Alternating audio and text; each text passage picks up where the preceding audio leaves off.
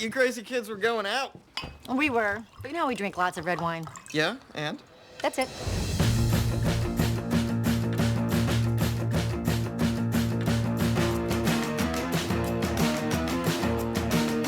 And action.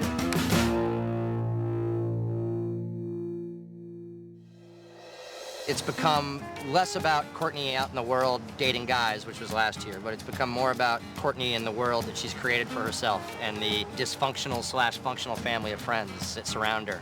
I think the difference in season 2 is that it's definitely more of an ensemble show. We're the cul-de-sac crew. The show has evolved into an adult comedy, a group of friends that are spending time together, going through all the trials and tribulations that you do. No more chasing the young girls or the young guys for her or the young girls for me.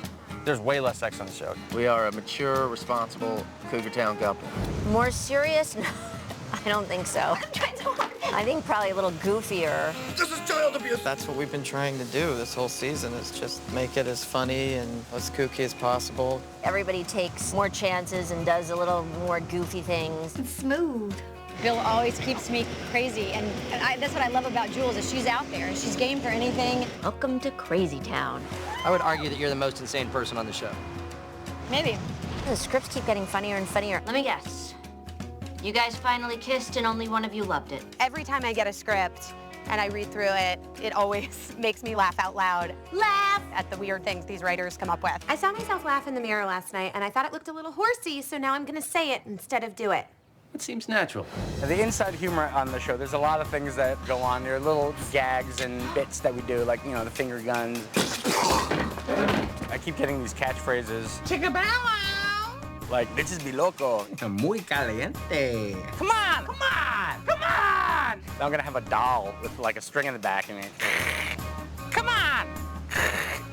Bitches be loco. One of the things Courtney loves and that we love doing is you find aspects of the actors' personalities in real life and then exaggerate them to the hilt. Everyone, say hello to Big Carl. Bill always makes fun of Courtney drinking out of a huge wine glass at her house because he thinks it's the biggest wine glass he's ever seen in his life. I do like to drink wine, and I know that when Bill comes over to my house, on Sundays especially, he does think that I serve a very tall glass. But, I love you. So then that came into the show, and now, of course, it's exaggerated. I feel guilty when I see her holding Big Carl, and it's literally got a bottle and a half of wine in it. Thank you. Courtney drinks slightly more in real life than her character. Is that weird to say? Is that bad to say? Yes. No? Right. But you know what? She doesn't drink out of buckets. No, not large candle holders. That's what she's gonna do. She's gonna stay home tonight and drink 4 of those. That would kill a normal person. I think like Kevin, Beagle, and I'm sure a lot of those drinking games came from him. I'm just guessing.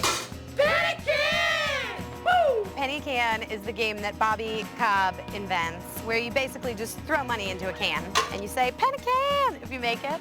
Penny Can! That kind of stemmed from like a lot of late nights like last year, and you get kind of punchy at like 2 in the morning. Woo! Penny Can! It's so stupid. It's you're throwing pennies in a can. And the worst part is, I love it. Penny Can. The humor on the show, there's a lot of sort of mean-spiritedness to a lot of it. Oh, I'm sorry. I rarely listen to you. What'd you say? In a loving way. Zoned again. What? A lot of the stuff that Courtney says is stuff that she's said and has done. Oh, I'm sorry. I just nodded off. What? Like the little goofy running jokes on the show or just things we've done to each other in the room. You're so out of your league. It's like playing chess with a monkey. If any of us do anything dumb at work, at home, it will show up as the dumb thing in the show that following week. You got me fat-free yogurt? Message received. Just eat it, Husky Pants. If we all laugh at it, it's like a pretty little pet, you know? We're like, let's put it in one scene, and then you pet it and you pet it, and then you want to put it in more scenes, and you want to just kind of exploit it. Travis, when he throws, always makes it sound like a girl. He always goes, ah, ah. And later in another episode, he'll be throwing something, and somebody go, oh, no, you got to make that sound. It wasn't even in the, you know, we'd forgotten about it, but he always go, ah, ah, ah, ah. Stuff like that. People enjoy, and we enjoy doing. I love when you get all hillbilly on me. Everyone makes fun of everybody. I, too, am an island, surrounded by an ocean of dummies. I mean, when we say cut, we're still very mean to one another. I'm going to rip off your whistle and feed it to a bird. In a way that only people that love each other can be. Heads up, Tiny Eyes. I think Krista maybe had poked fun at him for having small eyes, and he kind of like laughed it off. What's your costume gonna be? Mole? Rat, something with beady eyes. Something about them being small. I don't know. Tiny, I think is what they say. We were there and we're like, oh, maybe there's something here. And then we just wrote 1,000 jokes about him having small eyes. How do you like it, Dime Eyes? How can you tell which one's Grayson?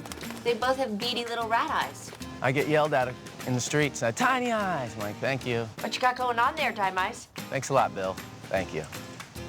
He doesn't really have tiny eyes. When are people going to understand that's not who I am anymore?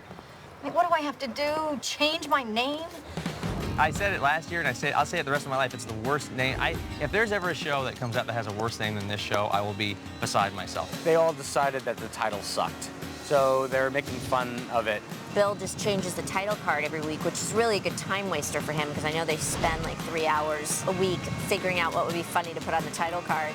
It's gone from a point of embarrassment to now it's this weird point of pride. And that's not the show anymore. It's just this weird residual crust that's on the show. I was just noticing, working with Josh Hopkins this year, he imitates people fantastically.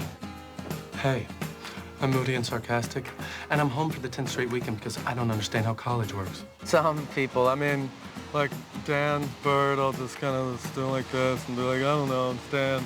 Yeah, I've heard it. It sounds like this. Hey, I'm Dan. I'm Travis. Mom.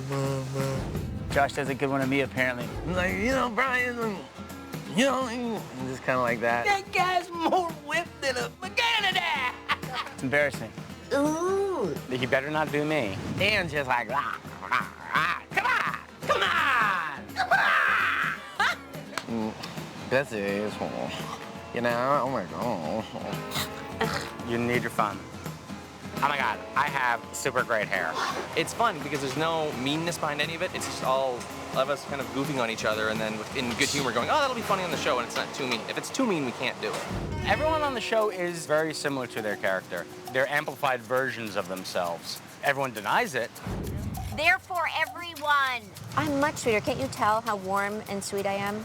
How much am I like Bobby Cobb? I'd say about 5%. I'm glad I'm on Cougar Town where I get to drink wine and be indoors.